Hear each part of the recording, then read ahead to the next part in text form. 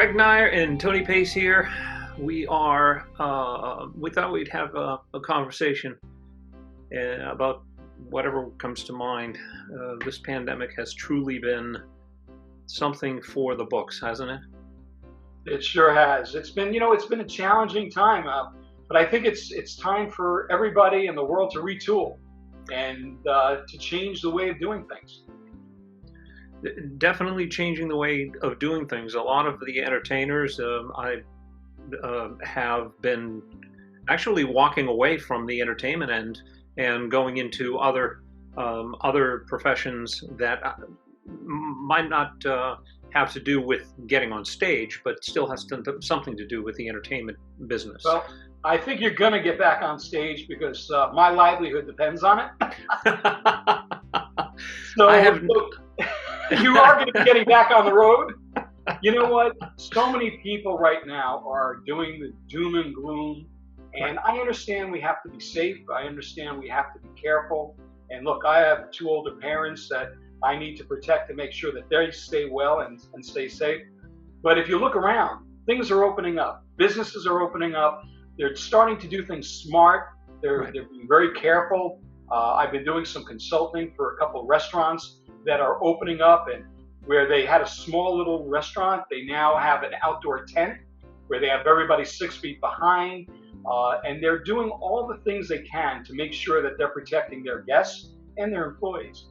And I think we have to do the same thing with the entertainment industry. You know, I'm getting calls daily from our clients that want to cancel, postpone, and they're asking us for advice. And I'm telling them, wait, you don't have to cancel next year right now. It's too early. Things are changing daily. Yeah, you're absolutely right. And I'm getting calls whether I'm going to be available for next year, and oh my God, this is not going to work, and everything else. And it's like, look, things are changing from day to day. Let alone, we're in a flux. And as the CDC and everything comes into light as far as how this virus is panning out, I mean, I've even heard now from Italy, from my contacts in Italy. I've got family in Italy that are in the medical profession, and they're talking about the fact that there's a possibility that this is not a virus and it's a bacterial thing. So if that ends up being the issue, and when we switch from virus to bacterial, we're in a whole different ball game. That's right. So whether that's true or not, I don't know. But that's part of the problem, that everybody's just panicking, and this neurotic fear that's happening. So you're right. I mean, the best I can hope for is when people look at we got to cancel, that they just kind of step back and go, okay, you know what, the month before or whatever, what's a good time to make a decision? I mean, I would think a month before for advertising purposes is a legitimate. A month, 90 days, I don't know. But yeah, we're telling people 2 to 3 months. Yeah. But you want to know something? We jumped on the bandwagon early on. Right. Virtual shows and stuff. Look, people still need to be entertained. Right. People still need to feel good. And what better way to feel good than great entertainment? Right. So we've been producing these virtual experiences for different clubs, organizations, private parties, any type of event. Some people are just doing it as a gift just to send to their family to cheer them up. And people need it now, and they need it now more than ever. And it's not that difficult. And most performers that would never consider doing it, like you, are now doing it, and we're getting to do it and finding new ways. And the thing that I tell all the entertainers now's the time to retool. Now's the time to spend time on your marketing, on your presentation, on your app. Develop new things, and it's hard because look, everyone's got to make a living. People need money in their pockets, but there's work out there. You just got to go find it, and it takes time, and it's not easy. Right, and you mentioned the doing the online, the virtual shows.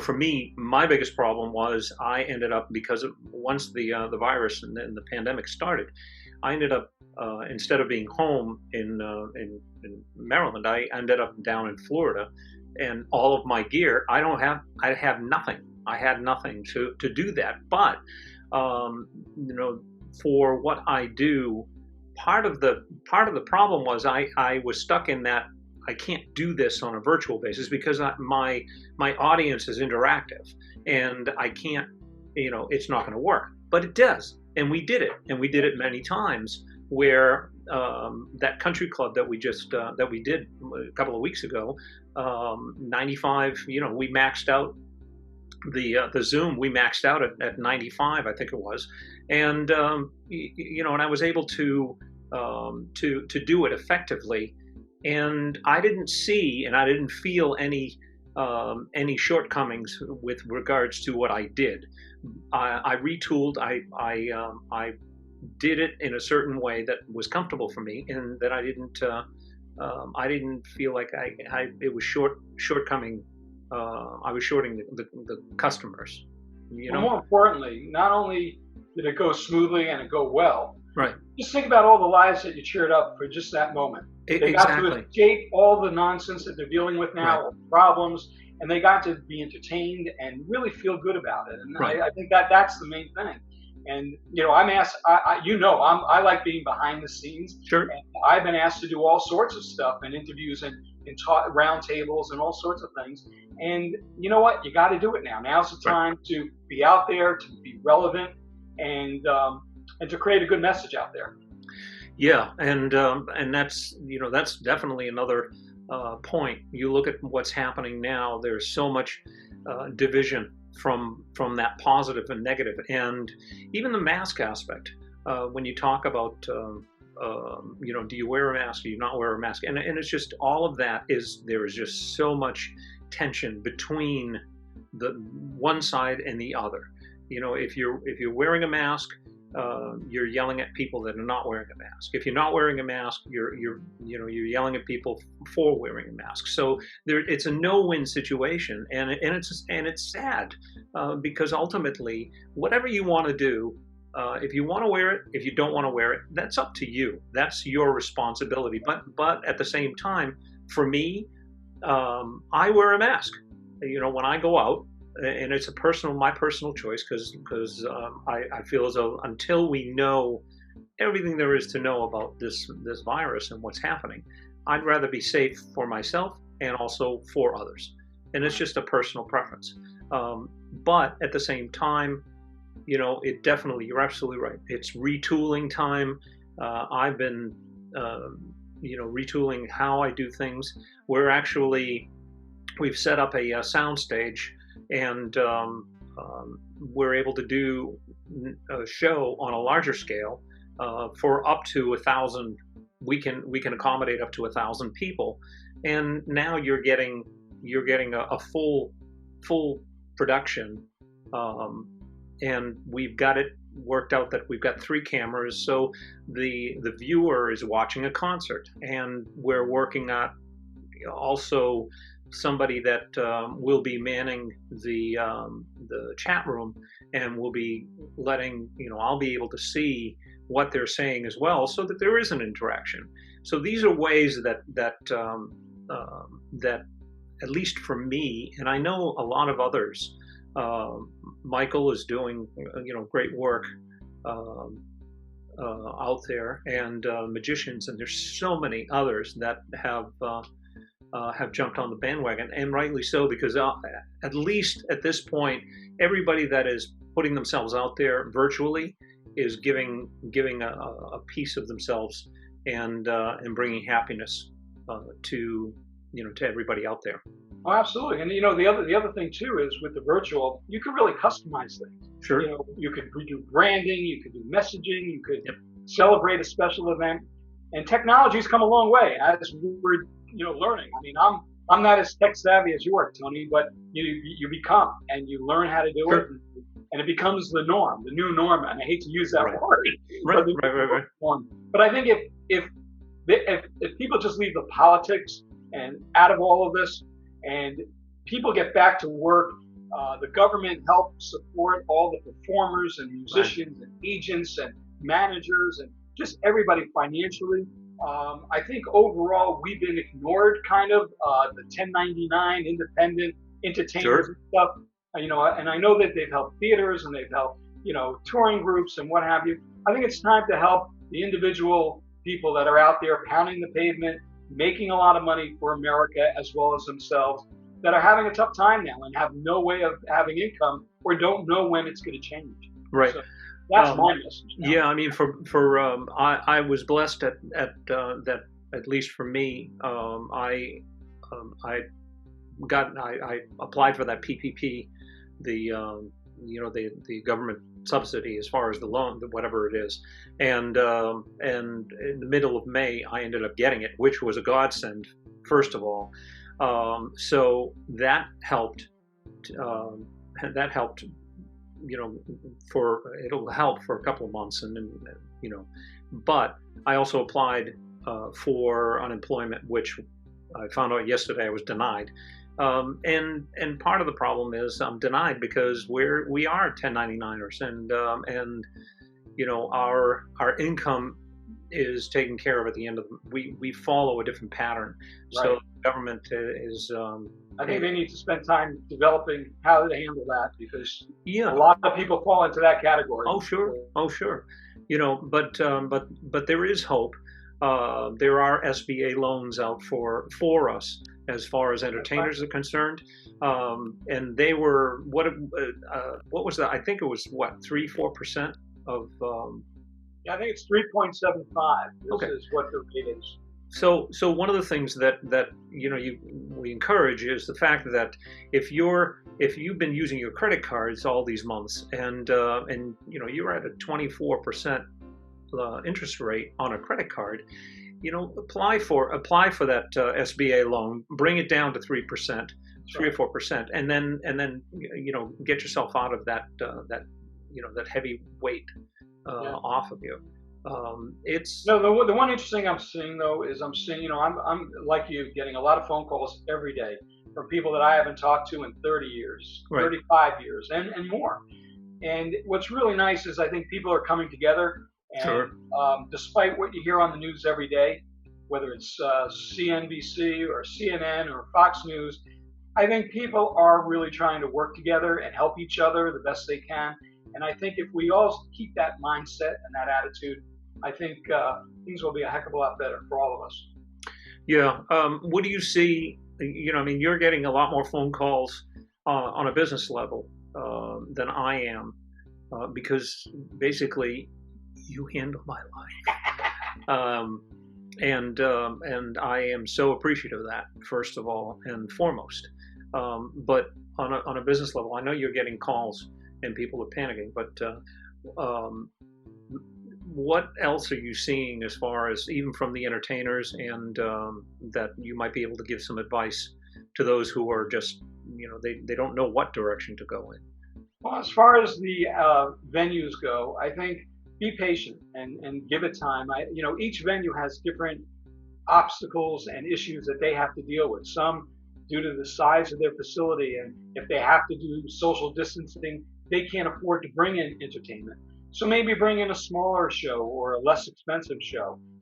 Those that strictly, are on ticket sales, it's a little bit more complicated until things ease up.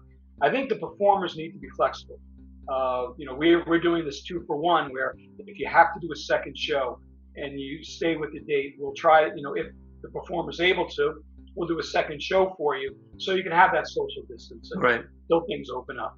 But we're trying different things, all the performers for the most part are being sensational. Everyone knows they're in this together. We have a situation, we got to get out of it, and we're going to get out of it. Sure. A lot of the shows that I canceled from now through the summer, people are rescheduling as best they can, and the artists are agreeing to move it and schedule it for later on. And look, we're all going to miss out that work for this year, but we're all in the same boat. So Absolutely. Now forward, being positive about it. And as I said, I've had very few performers, agencies, entertainers, or venues really giving a hard time. We're all trying to work on this and make this work together. And as a performer, and I've gotten the emails of all of a sudden there's going to be, look, we need you to cut your price. or we need you to do more shows, or we need you to be there longer, or whatever the case may be. And the emotional response is, oh, here we go. We're always being asked to cut our pay, work longer, do more shows, and be there longer. It's always coming back, and that's the emotional response. But when it really comes down to is, we also, when the emotion is gone, and I look at it logically, the decision ultimately comes to us as performers. We ultimately make that final decision whether we want to do that, whether we want to cut our price. But we also take into account that there are others that will and are able to do that. And if you're not willing to do that, then that's your decision, your prerogative. But they're not asking. This is a pandemic, and this is an issue where all of the employers, everybody is in the same boat. So by at least playing ball with and helping out, it puts you back out there, and you get your feet back on the stage. And although it might be uncomfortable and you feel that emotional, oh, here we go, I'm never going to get anywhere in my prices, and whatever the excuse is, at least we're back on the stage. And then after a period of time, then I think we can reevaluate and see where we are. If all of a sudden, whatever the event is, and they're making millions of dollars and they're still trying to keep you at $1.99 a pound, then you have to make a decision and say, wait a minute, hold on, why am I still here? And that's one of the things that I absolutely love about you, is that you've always, you're the first one that says, this is the direction we need to go, or this is what we have to do right now, and you never steered me wrong. And that was one of the reasons why all of the advice that you've given me over how many years? 15, almost 20 years. No comment. Yeah, no, but I mean, after all these years, you see things in a different light because you've stepped back from where I am as an artist, and sometimes it's very tough as an artist. And we've talked about that. Matter of fact, we had that conversation earlier today. Absolutely. It's tough to see things as an artist, and that's the one thing that I love about the fact of having you there right behind me and being able to see a clearer picture and a broader picture. You know what? We're all going through the roller coaster ride right now. Yeah. But what I can assure you is, if we stay steadfast, just like when I called you and said, hey, I got a contract for Atlantic City. Hey, I got a contract for Vegas. That excitement, I think that's going to come back. Sure. In whatever form, whatever direction it winds up going, right. I think we're going to feel that again real soon. And that's what I'm hoping for. That's like my wish. Right. I agree with you. Is to have that where I can call up and say, hey, look, we got a virtual show we're going to do here, and this is what it is, or we've got this engagement coming up. Those highs are going to come back, and I think we just have to be patient. The one thing that I'm curious about and what you see is some of the entertainers that I've talked to over the past week. I was talking about the retooling what I was doing with regards to the virtual tours or the virtual shows, and they said, this is all going to pass, and the virtual aspect, I don't even want to waste my time or money trying to do that, because it's everybody's just going to go back to stage, and it's going to be a waste of my time. Honestly, I don't know whether it's going to be a waste of time. And they are right that if it all goes back to and it disappears, then the virtual aspect, may disappear. But I don't think it will, and I think it will also. This virtual aspect will also give a broader spectrum and the ability for more venues to see larger scale performers that they normally couldn't afford, and putting 4 or 5 smaller venues together then they can, we can sort of retool in that aspect. Do you think that that might be a possibility? Oh, absolutely. But, I think that this is just the stepping stone. This is just the beginning phases of all this virtual stuff for me, for you, for a lot of people. And I think there's a lot more that's going to come and develop. Right now we're doing meetings virtually with Zoom now. I may not have to leave my Delray compound. Yeah, I've been able to stay here and do my meetings, but I'm getting on meetings with clients from all over. And right. It really is great. I think your cost savings, I know my expenses have dropped. I'm not driving as much. I'm not spending as much. And I'm able to meet with people face to face via the internet. And Sure. I really think there's going to be a lot of things coming out of it for the good. Yes, there's always people that are going to be critics and say this isn't good, that isn't good, but I really think there's going to be a lot of positive stuff come from all this. Yeah, I agree. Well, I appreciate the time. It's always good to see your smiling face and that and do that. I wish you were singing and performing today. Yeah, I know. Hey, I released Cara Mia for you. I know. I'm ready for the next one now. Come on. I know. Get to work. I know. There's a couple in the works. But I hope we get people to just at least listen and they get a little bit of insight through this, and we see where things go, and we hey, hope send us your thoughts and comments. We would love to hear from you and hear what you have to say. And you may have ideas that we're not thinking of, and we'd love to be able to share and work with you. Absolutely. All right, my friend. Well, that's all the time we got. And everybody, be safe, be careful, take care of each other, and we'll see you on the other side.